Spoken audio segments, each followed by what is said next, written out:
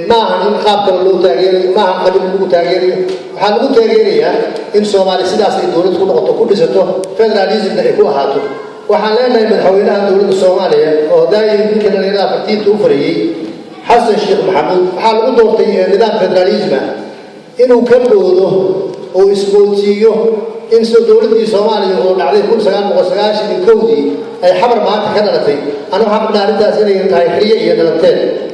waxaan qabnaa waaqaca inuu soo laabto dadkaas ee Jubbaland isku tagay oo muddada badan fadhiyay oo iyadoo dalka laga haysto shirku ka socday ilaa Kenya ilaa Ethiopia ilaa dhulkoodii oo la haysto hadday u madax banaaneedeen inay doortaan maamul iyagu ay gacantooda ku samaysteen doogtiin ergadaas intay fadhiday taqriiban waa 3 bilood dhaqaale fara badan baa ku baxay hanti badan baa ku baxday dad baa intaas fadhiyay waxaan qabaa waxay go'aansadeen wixii ay u baahnaayeen waana ku taageeraynaa madaxweynaha dawladda Soomaaliya fartiinta loo dirayaa waxa weeye inuu ogolaado maamul goboleedyada dhismaya asaga waddanka madaxweynaha u ah inuusan iska qaadin mansabka hadda loo doortay waad ogtihiin maalmaha dhow waxaa la waday booshinta waxaa lagu waday dawladda ra'iisul wasaare Saacid waxa keenay waxa weeye waa barnaamij dawladdu ku shaqaynayso oo loo arkay inuusan ahayn mid la shaqayn karaya maamulada iyo nidaamka Soomaaliya loogu talagalay sida aad la socotaan dawladaha iyaga maanta waxay ku shirahayaan dawladda Itoobiya adsawaa lagu shiraya waxaa laga wada hadlayaa waxa weeye barnaamijka jubbooyinka ayaa laga hadlayaa aan isweydiinay Soomaaliya ma aha dad isku filan dawlad isku filan ma waad ogtiin ciidamada ajnabiga joogo Afrikaan badan xamal waad ogtiin wax nabad u keenista bajiraan ciidamo fara badan oo kumanaan ah oo Uganda iyo Burundi baa jooga Kenya waxay joogtaa gobolada jubbooyinka waxaad moodaa in il gaar lagu fiirinayo oo madaxweynaha iyo shacabka reer koonfur ay aad il gaar ugu fiirinayaan oo la biciisan leeyahay dawladii Kenya waxay goosatay gobolada jubbooyinka ama jubbada hoose oo xamar yaa goostay oo caasimad Soomaaliya ahayd waxaa goostay Uganda iyo waxaan leenahay wardiinta aan diraynaa waxa weeye in loo ogolaado in dadka ayahooda iyo masiifooda iyo ka tashadaan isaguna sidaas madaxweyne ku ahaado waxaan qabnaa iyada caanadaati dawladeeda aad qabtaa baa leeyahay waxaan maleynayaa inay marka hore xoogaa ka sibirriicatay waqtigii qabqablayaasha iyo dagaaloogayaasha iyo xilligeedii waa la soo dhaafay hadda xilli waxaa la galay ummaddu ay si fiican ku kala garanayso aniga hadalkii aan dheereynayno waxaan ku soo gabagabaynayaa waxaan u rajaynaynaa maamulka cusub oo Jubbaland ka dhashay in uu muxuu ahaa ummadiisa horumar gaarsiiyo inay samaystaan maamulkooda dhamaystirtaan inay baarlamaankii samaystaan inay wasiiradoodii samaystaan in maamul jiro oo shaqeynaya uu noqdo inaysan ku mashquulin dawladda xamar ka dhisan iyo siday maartay wax uu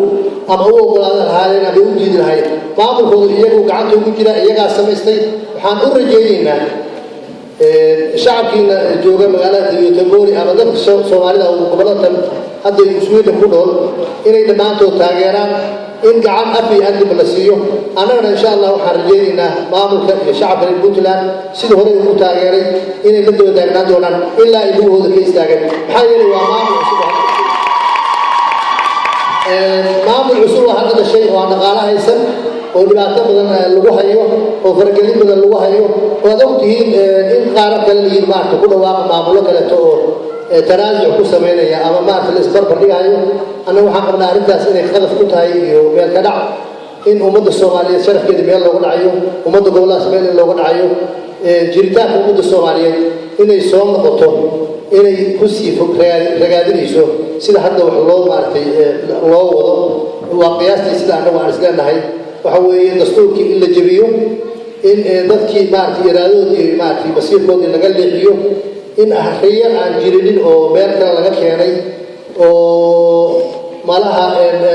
muxuuha meel kale ka imaanaysa inay meeshii ka socoto anu waxaan leenahay runta in loo soo noqdo anagu maamul kasta oo dhasha oo maamul goboleed ah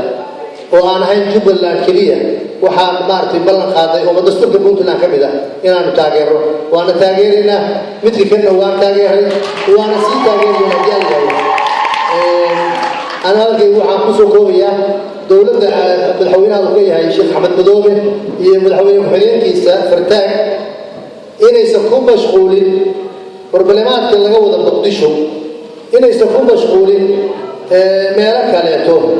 carabtu waxay tiraahdaa kullu shay shacbi fi bidaaya wax kasta oo la bilaabaya way dib badan yihiin laakiin markuu qofku naftiisa ku tashado maalkiisa ku tashado hadda mararka qaarkood markii ergada ay shiraysay haddii aad fiirsataan maaragtay warbaahinta ama telefishinada iyo waxaad arkaysid qabaa'il ka mid a qabaa'ilada degajubooyinka hoose oo caano keenay oo ergadii caano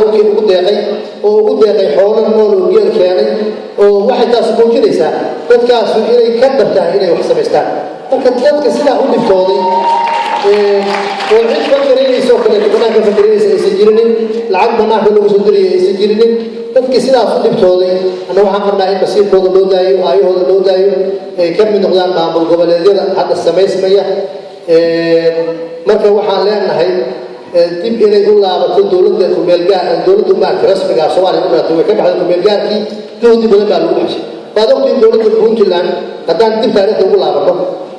garowe 1 iyo gaalkacyo 2 iyo markii la sameeyay shirarkaas doodi oo ku baxay dhaqaalaha ku baxay Puntland uga baxay dhibaato badan baa ka soo batay dhaqaale badan baa ku baxay in shir lagu qabto magaalooyinkaas in intaas oo badan isugu keeno in ergooyin la keeno in dowladdii Soomaaliya xabar ka dhisay dhammaanteed ay timaado goboladaas waxa weeye amnigooda iyo shirarkooda iyo howl socodsiintooda dhaqaale fara badan baa ku baxay marka waxaan ugu bixinay waxa weeye in laga guuro barnaamijkii ahaa dowladda kumeelgaarka haddii dowladda kumeelgaarka laga guuray oo maanta Soomaaliya dowlad heshay rasmi ah waxaan xusuusanahay habeenkii doorashadu markay dhacaysay mudane Cabdiweli Gaas markii uu codka soddonka cod helay xasan sheekh soddon cod buu ku wareejiyey wuxuuna ugu wareejiyey waxa weeye inuu isbeddel keeno marka isbeddelkii xasan sheekh laga maleeyay waa inuu dhaboobaa waa inuu noqdaa midka shacabku uu rabo waa inuusan noqonin kii laga guurahayay oo looga cararhayay meelaha kala qaarkood in xasan ay ka muuqato anu waxaan qabnaa arrintaas inay ayaan dara tahay shacabka Soomaaliyeed waxay ku tahay meel kudhac waxaan leenahay mudane madaxweyne adaa Soomaaliya madaxweyne ka maamulka Puntland iyo maamulka Jubbaland iyo maamulada dhismaya adaa lagu doortay inaad madaxweyne u ahaato haddii aad sidaas ku sii socdaana waxaan u malaynayaa in cid walba ay maartay dib uga noqon doonto wixii lagu heshiiyey oo ay dib uga laaban karto maxaa yeelay wax ku khasbaya ma jirto cid xoog ku qabsan kartaa ma jirto Soomaaliland gaar bay u wada waxay tahay maamul Soomaaliland la yiraahdo Soomaaliya ma rabno waa ka go'ay war anaga Puntland ma aan oo Soomaaliya waa ka go'ay waxaan leenahay waa rabnaa Soomaaliya waxbaan ka dhisaynaa in marka lagu khasbo wixii hadda Puntland ay sarreeyay in la gaarsiiyo waxaan qabaa wixii ka yimaada mas'uuliyadda waxa qaadaya xasan sheekh iyo maamulkiisa ayaa qaadaya marka waxaan leenahay ilaahay xadiis nabi sallallahu alayhi wasallam wuxuu leeyahay xasan bay ku socotaay kullukum raa'i wa kullu raa'i mas'uul 'an ra'iyati dadka isaga mas'uuliyadda loo saaray maanta la doortay shacabka Soomaaliyeed oo dhan isaga mas'uul ka ah marka inuu mas'uuliyadda shacabkiisa uu ilaaliyo dooro away nabi sallallahu alayhi wasallam wuxuu ahaa amir al-mu'miniin Umar ibn Khattab waxa la yiri waxaan ka cabsanayaa rijim maraya Ciraaq intuu kufo oo xagaarana uu jabo qiyaamaha laga weydiiyo oo leeyahay xartigaas ku kufay xaawdaas ku sameeyay marka xagaysa u joogaa ninkaas wuxuu joogaa